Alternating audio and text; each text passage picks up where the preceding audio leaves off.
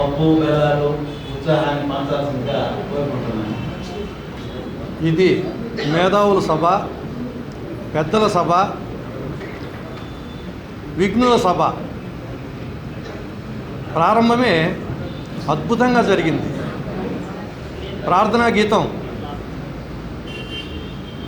నాకు గుండె నిండా సంతోషాన్ని నింపింది. ఆ ప్రార్థనా గీతాన్ని రాసిన మీగడ రామలింగ స్వామి గారు రాసినప్పుడు నాకు పంపిస్తే అందులో నేను ఒక చరణాన్ని సార్ రాయండి అని చెప్పాను. అన్ని మతాలకు, ఆ మతాలన్నింటినీ సమానంగా చూసేటువంటి ఆ పదాన్ని చేర్చండి సార్, ఇది ప్రార్థనా గీతంగా ఉపయోగపడుతుంది. భరతమాతను స్తుతించేటువంటి అన్ని మతాలకు ఆరాధనీయమై కన్యతగొన్నది పుణ్యభూమి అనేటువంటి శీర్షపద్య పాదాన్ని చెప్తే ఆయన రాశాడు. ఇవి వింటుంటే నాకు చాలా సంతోషమైంది. ఇది వాస్తవమైనటువంటి ప్రార్థనా గీతం. ఆలు కనిపెట్టి అంకెలు నేర్పించి విద్యకు తొలి మెట్టు పెట్టెనెవడు, చక్రభ్రమణము చే శకట ప్రయాణము సాధించి పెట్టిన శాస్త్రియవడు, అడవుల పడగొట్టి పొడమిని దున్నిన ప్రదితుడైన మొదటి రైతు ఎవడు, అగ్గిని రగిలించి అన్నము ఉడికించు పద్ధతి నేర్పిన ప్రాజ్ఞుడెవరు, ఎందరెందరో కృషి చేత ఎదిగి విశ్వ విజ్ఞాన యాత్రకు విజయమబ్బే, త్యాగభావ సేవా పరతంత్రులయ్యు వాసికెక్కని వారికి వందనములు. ఆ హరికృష్ణకి థ్యాంక్స్ చెప్తున్నా. ఇక్కడ పుస్తకాలు రాసిన వాళ్ళు ఉన్నారు, పుస్తకాలు చదివిన వాళ్ళు ఉన్నారు, పుస్తకాలు చదువుతూ ఉన్న వాళ్ళు ఉన్నారు, ఇంకా పుస్తకాలు రాయబోయేటువంటి వాళ్ళు కూడా ఉన్నారు. మీ ముందు నేను చిన్నవాడినే, మాట్లాడడం కొంచెం భయం కూడా అనిపించింది. ముఖ్యంగా మా దేవసేనాడు సార్ ఉన్నాడు. నాకు అక్షర భిక్ష పెట్టిందే కాకుండా నాకు పెళ్లి చేసి ఒక మంచి కుటుంబాన్ని కూడా ఆయన బహుమతిగా ఇచ్చాడు. ప్రతిరోజు ఆయన క్లాస్కి వచ్చే ముందు గుసగుసలు వినిపించాయి. దేవసేన నాయుడు గారు ఏ డ్రెస్ వేసుకొని వస్తాడు ఈరోజు అని. పోతురాజు అని ఒక పీడిఎస్యు లీడర్ ఉన్నాడు. పీడిఎస్యు ఉద్యమాన్ని 15 సంవత్సరాలు అరచేతిలో నడిపించినటువంటి వాడు. అతను మాత్రం నా పక్కన కూర్చొని, ఈరోజు ఒక్క మెరుపు వస్తుంది చూడు, దాన్ని పట్టుకుంటేనే మనం అనేవాడు. నాకు ఉదాహరణ మెరుపులు అంటే ఎట్లుంటాయంటే, ఇప్పుడు వస్తుంది చూడు, నువ్వు గమనించు, జాగ్రత్తగా విను అని. లాజికలీ ఇల్లాజికలీ లాజికల్ అని ఓ పదం చెప్పాడు. అంత దాన్ని జీర్ణించుకునేంత మాకు శక్తి కూడా లేదు. ఏదో మా నాన్న అనేవాడు, ఒరే పురుషోత్తం పడతలేస్తా యూనివర్సిటీలో పడిపోతావు కదరా అని. మా సార్కు నమస్కారాలు. అట్లే కిరణ్ ఖాన్ చౌదరి నిజంగా మా బావకు స్నేహితుడు. ఆయన రూమ్లో యూనివర్సిటీలో అతని ఒక్క రూమ్లోనే పుస్తకాల ర్యాక్ ఉండేది. నాకు పుస్తకాలు పిచ్చి. వెళ్తే నన్ను ఏమనేవాడు కాదు. ఆయన పుస్తకం ఎవరికి ఈడు, నాకు మాత్రం ఒక్కటి ఇవ్వు మళ్ళీ తీసుకొచ్చి ఇచ్చేస్తానని చెప్పి నమ్మకం పెంచుకొని ఆ లైబ్రరీలో ఉండే పుస్తకాలు చదివేశాను. దేవసేన నాయుడు సారు కిరణ్ ముందు మాట్లాడాలంటే వణుకు వస్తున్నది. అయినా సరే ఉపన్యాస హనుమంతులు ఎంతమంది ఉన్నా పిల్లకోతి ఎగరకుండా మానుతుందా? మానదు. రాత్రే కాదు, అసలు నేను ఒక వెరైటీ మనిషిని. నేను హైదరాబాద్లో ఉన్న మా అబ్బాయి దగ్గర రమేష్ బాబు ఫోన్ చేశాడు. ఇది నేను డీటీపీ అయినప్పుడే చదివాను పుస్తకం. ఒకసారి చదివితే అర్థం కాంది, రెండోసారి చదివితే ఇంకా మనసుకి ఎక్కుతుంది. అందులో నుంచి నేను కొన్ని విషయాలని మళ్ళీ గుర్తు చేసుకున్నా, నా డైరీలో కూడా రాసుకున్నా. పిసి వెంకటేశ్వర్లు అంటున్నాడు, నువ్వు ఇది చదివేసి వచ్చినావు, డైరీలో అన్ని మంచి విషయాలన్నీ ఎక్కించుకున్నావు, ఇంకా నేనేంది మాట్లాడేదని. నేను అవేమి మాట్లాడడం లేదు. దానికి సంబంధించి కొన్ని విషయాలు ప్రస్తావిస్తా.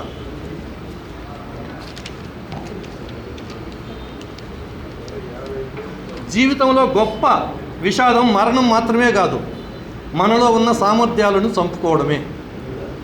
సార్ మీరు ఒక మాట అన్నారు, ఉత్సాహమని, నీరసమని. ఎందుకో నాకు, నేను ఒక వ్యవస్థలాగా పనిచేసిన వాడిని, వేల ఉపన్యాసాలు ఇచ్చిన వాడిని, విద్యార్థులకి వ్యక్తిత్వ వికాసం మీద, టీచర్లకి వృత్తి ధర్మం మీద. కానీ ఈ మధ్యకాలంలో ఎందుకో ఒక నిరాసక్తి వచ్చేసింది. రిటైర్డ్ అయిపోయినాను అనుకొని నేను ఇంట్లో ఉన్న సందర్భంలో, వయసు కూడా పెద్ద వయసు కాదు సార్, నాది 65 ఏళ్ళు మొన్ననే పూర్తయింది. ఈ రమేష్ బాబు పుస్తకం చూసిన తర్వాత, రమేష్ బాబు పుస్తకం చూసిన తర్వాత, చదివిన తర్వాత, మళ్ళీ చదివిన తర్వాత నాకు ఒక ఆలోచన వచ్చింది. అతని స్ఫూర్తితో నేను చిన్నప్పటి నుంచి కూడా అట్లా డైరీలు రాసుకునేది నాకు అలవాటు. డైరీలు అంటే నేను తిన్నాను నిద్రపోయిన అనేటివి కాదు, నాకు దొరికిన అందమైన పదము, వాక్యము, సూక్తులు, పద్యాలు, గేయాలు, నినాదాలు అన్నీ కూడా దీంట్లో రాసుకునేది అలవాటు. అట్లా 15 డైరీలు ఉన్నాయి. ఈ 15 డైరీలని నేను ఒక 5 మందికి జిరాక్స్ చేసి పంపించా. ఇందులో మంచి విషయాలు, మరీ ఏరినటువంటి విషయాలని ఒక పుస్తకంగా వేద్దామంటే ఒక 1000 పేజీలు వచ్చేటట్లుంది. దాన్ని 4 భాగాలుగా విభజించి డీటీపీ చేయమని చెప్పి, ఆయన ఎక్కడైతే డీటీపీకి ఇచ్చాడో వాళ్ళకే నేను ఇచ్చాను. పుస్తకం రాస్తే ఏమొస్తుంది? డబ్బు లేని వాళ్ళకి అప్పు వస్తుంది, చదివిన వాళ్ళకి జ్ఞానం వస్తుంది. రమేష్ బాబు చాలా ఖరీదైనటువంటి పుస్తకాన్ని వేశాడు.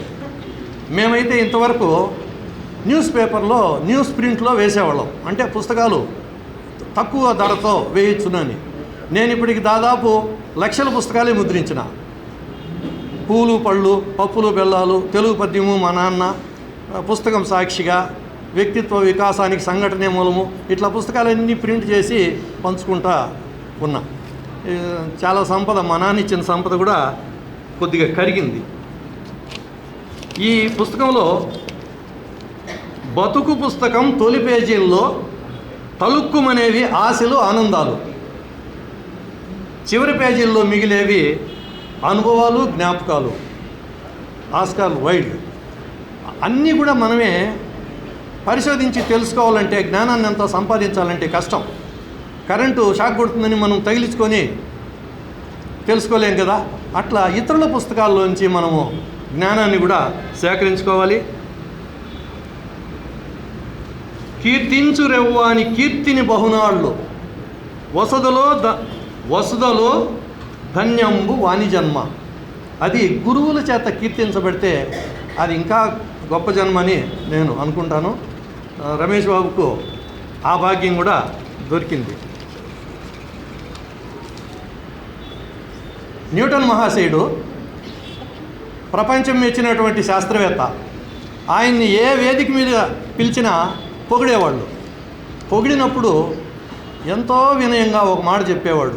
అంతటి వినయము ఆ పుస్తకంలో నాకు కనిపించింది.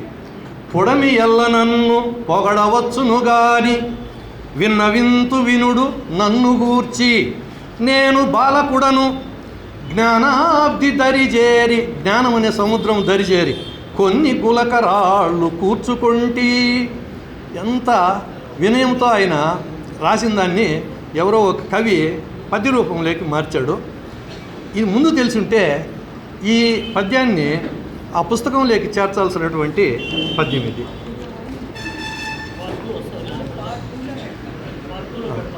కూడు పాచి కంపుగొట్టు మర్నాటికే, కులినప్పుడు కంపుగొట్టు పండు, అతిథి కంపుగొట్టు 5 పూటల పైన, అహము కంపుగొట్టు అక్షణంబే. నండు రామకృష్ణమాచార్య గారు రాసినటువంటి పద్యం ఇది. రమేష్ బాబు అన్నీ చెప్పొచ్చునా? రమేష్ బాబు టక్ చేసుకొని చెప్పకూడదు లేదు, చెప్పాల్సినవే. టక్ చేసుకొని బూట్ వేసుకొని మామూలుగా ఉండేవాడు కాదు, ఇంగ్లీషే మాట్లాడేవాడు. మాకు ఇంగ్లీష్ రాదు కాబట్టి ఇంగ్లీష్ మాట్లాడేవాడిని చెడ్డ తిట్లు తిట్టుకునేది మేము. లైబ్రరీకి పోయేవాడు. పుస్తకం తిప్పుకుంటా లైబ్రరీకి పోయేది. లైబ్రరీకి పోయేవాళ్ళు అంటే కూడా మాకు కొంచెము ఈర్ష్య, అసూయ. కానీ నాకు కిరణ్ కాంత్ చౌదరి గారి పరిచయంతో నేను లైబ్రరీకి పోయేది అలవాటు చేసుకున్నాను. కాబట్టి నేనేమనేవాడిని కాదు కానీ రమేష్ని మాత్రము టక్కుగాడని, ఇంగ్లీష్ గాడని రకరకాలుగా కించపరిచేవాళ్ళు. ఎదురుగా కించపరచరు కానీ వెనక వైపు అప్పుడు తెల్ల రమేష్ బాబు ఇంతటి వాడు, లేకపోతే అతనితో సావాసం చేసిండేవాడిని నేను. ఈ పుస్తకం చదివిన తర్వాత మా ఇద్దరికి కూడా కొన్ని సామీప్యాలు ఉన్నాయి. అల్లరి చేయడంలో అతను కూడా మేటి. అసలు నా గురించి చెప్తే ఆశ్చర్యపోతారు సార్. ఇక్కడ ఉన్నటువంటి వాళ్ళందరూ కూడా ఒక శుభ సమయంలో, పెళ్లి సమయంలోనూ, పుట్టినరోజు, గుడికి పోయే రోజు, బడికి పోయే రోజు, తిరునాళ్ళ రోజు ఎప్పుడో ఒకసారి మీ తల్లిదండ్రులకు మీరు నమస్కారం చేసి ఉంటారు. మా నాన్న నిద్ర లేస్తానే నా బాల్యంలో నా కాళ్ళకు దండం పెట్టేవాడు. తండ్రి ఈరోజు చెడు పని చేయొద్దు, ఈరోజు అల్లరి పని చేయొద్దు అని. అటువంటి వాడిని. రెండోది అజ్ఞానం. పుస్తకాలు చదివింది లేదు, ఏమి లేదు. చిన్నప్పుడు ఒకరోజు మాకు సిహెచ్ గాడని ఒకడున్నాడు, చెర్లోపల్లి శ్రీనివాసులు అని, వాడిని సిహెచ్ గాడు అంటాం మేము. వాడు నాకు ప్రాణ స్నేహితుడు ఇప్పటికీ. చిన్నప్పుడు నాకు బీడీలు తాగేది నేర్పించింది వాడే, దొంగతనాలు కూడా నేర్పించినాడు. వాడు నేను వెళ్తుంటే నా పుట్టినరోజు మా అమ్మ పరమాన్నం చేసి క్యారీలో ఇచ్చింది. అది తీసుకొని 8 కిలోమీటర్లు పోవాలి మేము హై స్కూల్కి. వెళ్ళేటప్పుడు ఆ రోజే చెప్పులు వేసుకోవడం. మామూలుగా మాకు చెప్పులు ఉండవు, చెప్పులు లేని బాల్యమే, విద్యార్థి దశే. వేసుకొని కాలువ ఒక మోకాళ్ళ లోతు నీళ్ళల్లో దాటిపోవాలి. దాటిపోయిన తర్వాత ఆ తడికి నా కాళ్ళు నాకు తెల్లగా కనపడితే, ఒరే సిహెచ్గా నేను భలే అందగాన్ని కదరా అన్న. నిజం చెప్పాలంటే నువ్వు సినిమా హీరో ఉన్నట్టున్నావు అన్నాడు. వెంటనే నా క్యారియర్ వాడికి ఇచ్చేసి, ఈ విషయం మా నాయనకు తెలుసునో లేదో చెప్పేసి వస్తానని పరిగెత్తి వెనక్కి వచ్చి నాయనా నేను భలే అందగాన్ని అన్న. ఆ ముందు రోజు పక్కింటి పిల్లవాడిని పలకతో కొట్టినా, తల మీద రక్తం వస్తే వాళ్ళ అమ్మ వచ్చి నానా చెడ్డ తిట్లు తిట్టింది. ఆ కోపంలో ఉన్నాడు మా నాన్న. ఎట్లా అందగాడిని అనగానే ఎట్లా అన్నాడు. అంటే నా చెప్పులు చూడు, నా షర్టు చూడు, నా హెయిర్ స్టైల్ చూడు, నా అంత తెల్లగా మా స్కూల్లో ఏనా కొడుకు లేడు అన్న. అంటే మా నాన్న అటు ఇటు చూసి, కళ్ళు కొండకెన్ని ఘనభూషణములిడ్డ కంపు కంపే గాని సొంపు కాదు. తెల్లగుంటే ఏం లాభం రా, పంది పిల్ల కూడా తెల్లగా ఉంటుంది. తెల్లతోలు కాదు అందం అంటే అంత సౌందర్యం అందంగా ఉండాలా అన్నాడు. అది ఎట్లుంటుందో చూపెట్టు అన్న. అంటే అది కనపడదు. మంచి తల్లిదండ్రుల మాటలు వింటే, టీచర్ల మాటలు వింటే, మంచి పుస్తకాలు చదువుకుంటే, పఠనము, శ్రవణము, మననము, కంఠస్థం ద్వారా మంచి పనులు చేయడం ద్వారా ఆత్మను సౌందర్యవంతంగా చేసుకోవచ్చు అని మా నాన్న చెప్పాడు. నాకు ఇవన్నీ ఈ పుస్తకం చదువుతూ ఉంటే మా నాన్న నా ఎదురుగా కూర్చొని చెప్పినట్లు నా బుద్ధిని, వంకర బుద్ధిని సరిచేసినట్లుగా నేను భావించిన. పుస్తకం చదవకముందు,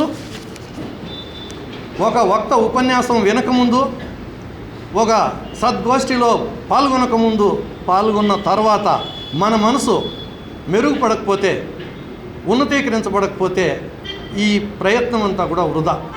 ఆ పుస్తకం చదివిన తర్వాత నిజంగా చెప్తున్నాను, అన్నం తినేవాడితో అబద్ధం చెప్పను, నా మనసు చాలా మెరుగుపడింది, ఉన్నతీకరించబడింది.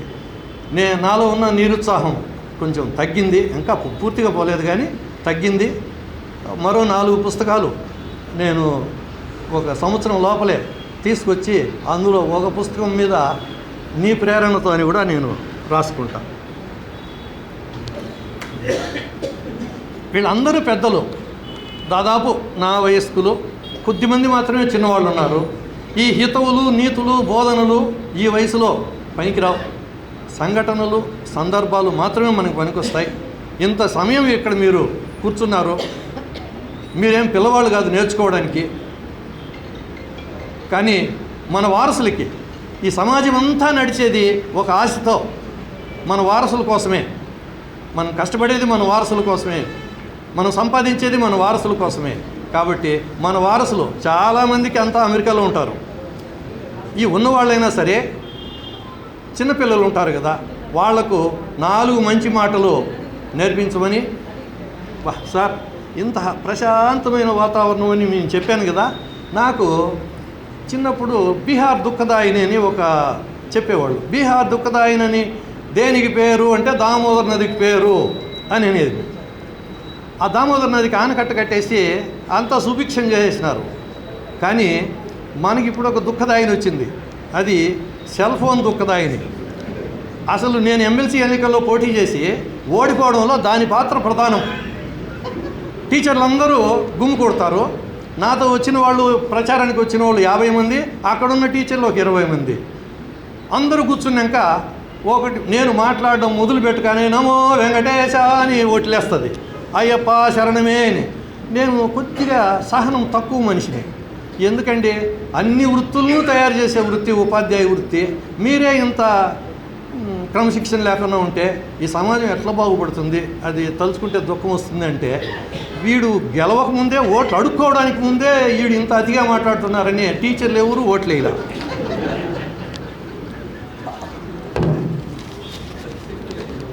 క్షమించాలి సార్, నాకు అయిపోయింది. నా ఎత్తు, నా లావు అన్నీ కూడా నాకు తెలుసు. 2 మాటలు ఇవే అవుతుంది సార్. ఒకే ఒక్క నిమిషం మాట.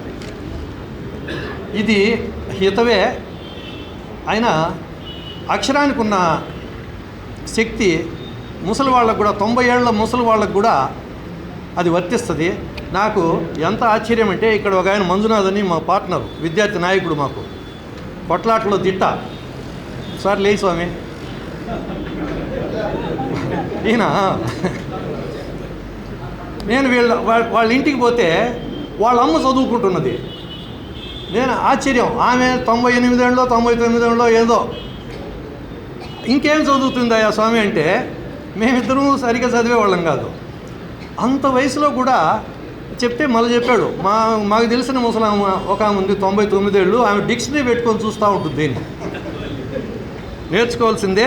ఆత్మబోయిన దేహము అగ్నిహోత్రుని పాలు, కఠిన శల్యాదులెల్ల గంగపాలు, ఎదను గప్పిన గుడ్డ ఏటికా పరిపాలు, దాచిన ధనమెల్ల ధరణి పాలు, ఇల్లు మంచంబు సొత్తెల్ల పరుల పాలు, కొడుకు పెట్టిన పిండంబు కాకి పాలు, ఇలలో తాను పొందిన సత్కీర్తి తనకు నిలువ, సకల సద్గుణశీలివై బ్రతుక నేర్చు. చనిపోయే వరకు నేర్చుకుంటూ ఉండాల్సిందే, మంచిని సాధన చేస్తూ ఉండాల్సిందే. ఈ పుస్తకం నాకు స్ఫూర్తినిచ్చింది. చదివిన నాలాంటి వాళ్ళకు కూడా ఇది స్ఫూర్తినిస్తుందని నేను ఆశిస్తూ, డాక్టర్ రమేష్ బాబు అని కొంచెం కించిపరిచే విధంగా మేము దగ్గర వాళ్ళు మాట్లాడుకునేటప్పుడు అనేవాళ్ళము. ఇప్పుడు మేధావి రమేష్ బాబు, నిజమైన డాక్టర్ రమేష్ బాబు, మాకు అంతో ఇంతో నేర్పించిన గురువు రమేష్ బాబు, నువ్వు నీ యశస్సు 1000 ఏళ్ళు వర్ధిల్లాలి. ఇప్పటికి సెలవు, మీతో స్నేహం జీవితాంతం. నమస్కారం. ఇప్పుడు డాక్టర్ కె నాగరాజు గారు, పూర్వ విద్యాశాఖ అధికారి, తిరుమల తిరుపతి దేవస్థానం వారిని మాట్లాడాల్సిందిగా కోరుతున్నాను. సభకు నమస్కారం. నేను ఎస్వి ఆర్ట్స్ కాలేజీలో లెక్చరర్గా పనిచేసేటప్పుడు రమేష్ బాబు 79-82లో నాకు స్టూడెంట్. మామూలుగా ఒక గురువుగా చాలామంది విద్యార్థులు మా దగ్గర చదువుతారు. దాంట్లో కొంతమంది, చాలామందిని మేము శిష్యులుగా మేము అనుకోం. ఎందుకు అనుకోమంటే, వాళ్ళు గురువులుగా మమ్మల్ని భావించినప్పుడే మేము శిష్యులుగా అనుకోవటం బాగుంటుందనేసి మేము ఎవరిని కూడా మా స్టూడెంట్స్ని, అంటే మా దగ్గర చదువుకున్న విద్యార్థుల్ని మా శిష్యులుగా మేము చెప్పం. అయితే అటువంటి విద్యార్థులలో, అంటే మమ్మల్ని గురువులుగా భావించినటువంటి విద్యార్థులలో కొన్ని వేల మందికి మేము చదువు చెప్పినప్పుడు కొద్దిమంది మాత్రమే మమ్మల్ని గురువులుగా గుర్తించుంటారు. అటువంటి నన్ను గురువుగా గుర్తించినటువంటి వాళ్ళల్లో ముఖ్యుడు మన రమేష్ బాబు. కాబట్టి సభాముఖంగా మీ అందరికి తరపున నా కృతజ్ఞతలు తెలియజేసుకుంటున్నాను. తిరిగి అతని గురించి ఒక చిన్న మాట చెప్పేసి నేను ముగిస్తాను. తిరిగి అతను ఎంకామ్ అయిపోయింది, పిహెచ్డి అయిపోయింది, బిఎల్ఎస్ అయిపోయింది, సంథింగ్ హ్యాస్ డన్. ఒకరోజు నేను బీకామ్ క్లాస్లో ఫైనల్ ఇయర్ బీకామ్ స్టూడెంట్స్కి క్లాస్ తీసుకునేటప్పుడు ఇక్కడికి క్లాస్ రూమ్లోకి అతను నా పర్మిషన్ తీసుకొని వచ్చాడు. వచ్చి అతను విజిటింగ్ కార్డు, ఒక పాంప్లెట్ ఇచ్చాడు. అతను విజిటింగ్ కార్డు, పాంప్లెట్ ఇచ్చాడు నా దగ్గరికి. ఆ పాంప్లెట్లో ఏముందంటే అతను ఒక ప్రొవిజన్ షాపు తుడా కాంప్లెక్స్లో ఓపెన్ చేస్తున్నాను, మీరు రావాలి సార్ అనేసి నాకు ఇన్విటేషన్ ఇచ్చాడు. ఇచ్చేసి అతను వెళ్ళిపోయిన తర్వాత మా స్టూడెంట్స్కి అతను ఇచ్చినటువంటి విజిటింగ్ కార్డు చూపించాను. ఆ విజిటింగ్ కార్డులో అప్పటికే ఎంకామ్ అయిపోయింది, పిహెచ్డి అయిపోయింది, బిఎల్ఎస్సీ అయిపోయింది, ఇంకేదేదో డిగ్రీలు అయి ఉన్నాయి. ఇన్ని చూపించి ఇతను ప్రొవిజన్ షాప్ పెట్టుకుంటున్నాడు అనేసి వాళ్ళకి చెప్పాను. ఎందుకు చెప్తున్నానంటే ఎంకామ్ చేసి పిహెచ్డి చేసేసిన వాళ్ళకు అప్పట్లో ఎక్కడో పోస్ట్ డాక్టరల్ రీసెర్చ్ కూడా చేసేటప్పుడు ఆ ప్రొవిజన్ షాప్ అంటే మామూలుగా ఎవరు పెట్టుకుంటూ ఉంటారు అనేది మనకు అందరికీ తెలిసే. అటువంటిది ఎంకామ్ చదివి పిహెచ్డి చేసి ఒక యూనివర్సిటీలో లెక్చరర్గా పోగలిగినటువంటి సామర్థ్యం ఉండేటువంటి వ్యక్తి ఒక చిన్న ప్రొవిజన్ షాప్ పెట్టుకునేసి తన జీవితాన్ని లీడ్ చేయాలని అనుకుంటున్నాడు. ఇది మీరు రోల్ మోడల్గా తీసుకోవాలని మా విద్యార్థులకు ఆ రోజు చెప్పారు. అయింది. ఆ తర్వాత ప్రొవిజన్ షాప్ అతను ఓపెన్ చేశాడు. ఓపెన్ చేసిన తర్వాత ఆఫ్టర్ సమ్ ఇయర్స్, కొద్ది సంవత్సరాల తర్వాత నేను హాస్టల్కి వార్డెన్ అయినాను. SV arts college hostel warden అయినాను. వార్డెన్కి అప్పుడు స్టూడెంట్స్ మేనేజ్డ్ హాస్టల్ అవి.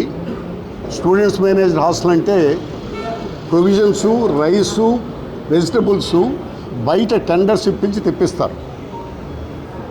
అప్పుడు రమేష్ మా ఎస్వి ఆర్ట్స్ కాలేజ్ స్టూడెంటు, ఇతను ఎస్వి ఆర్ట్స్ కాలేజ్లో మెస్ సెక్రటరీగా కూడా పనిచేశాడు.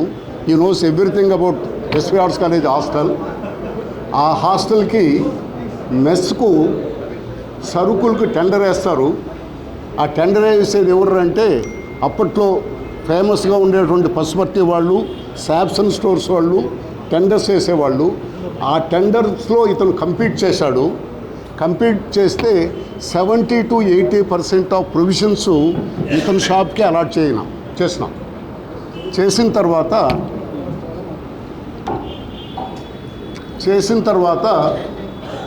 మెస్ బిల్ వచ్చి డివైడింగ్ సిస్టమ్. డివైడింగ్ సిస్టంలో మెస్ బిల్ డివైడ్ చేస్తున్నారు. చేసి ప్రతి నెల టీటీడీలో ఉండేటువంటి కాలేజెస్లో ఉండేటువంటి హాస్టల్స్ వాళ్ళందరూ they have to send the list of the daily rate to the DE, Devasthanam education officer పంపించాలి. పంపించినప్పుడు Kamala Menon was DEO then, నేను హాస్టల్ వార్డెన్గా ఉండేటప్పుడు. ఆమె లిస్టులు చూసింది ఫ్రమ్ ఎవ్రీ హాస్టల్. చూస్తే the lowest is from SV arts college hostel. SV arts college హాస్టల్లో నుంచి లోయెస్ట్ రేట్స్ ఉన్నాయి రోజుకు. అప్పుడు 10 rupees 10 paise, 3 rupees 90 paise per day పడింది. ఆమె she call for the meeting of all wardens. Meeting పిలిచి ఆర్ట్స్ కాలేజ్ హాస్టల్లో ఎందుకు రేట్స్ తక్కువగా వస్తున్నాయి అనేసి ఆమె అందరికి క్వశ్చన్ చేస్తే ఆమె నన్ను ఆన్సర్ చెప్పనింది. నేను ఆ రోజు చెప్పాను, నేను ప్రొవిజన్స్ ఫలానా స్టోర్స్ నుంచి నేను తెప్పిస్తున్నాను, రమేష్ గారి స్టోర్స్ నుంచి నేను తెప్పిస్తూ ఉన్నాను, దానివల్ల మాకు మెస్ రేట్స్ తగ్గినాయి అని నేను ఆ రోజు గర్వంగా చెప్పినప్పుడు there was very applause from all the staff members. నన్ను ఆ విధంగా తలెత్తుకునేటట్టు చేసినటువంటి మా శిష్యుడు రమేష్కు నేను సభాముఖంగా నా ఆశీస్సులు అందజేస్తూ భవిష్యత్తులో ఇటువంటి కార్యక్రమాలు మన ఎన్నో చేయాలనేసి కోరుకుంటూ ఆ దేవదేవుడు అతనికి అన్ని రకాలైనటువంటి ఆశీర్వాదాలు ఇవ్వాలని ప్రార్థిస్తూ ఈ అవకాశం ఇచ్చినందుకు మరొకసారి ధన్యవాదాలు తెలియజేసుకుంటున్నాను. Thank you Ramesh, all the best, god bless you. Doctor మీ స్వరాజ్య గారిని మాట్లాడవలసింది.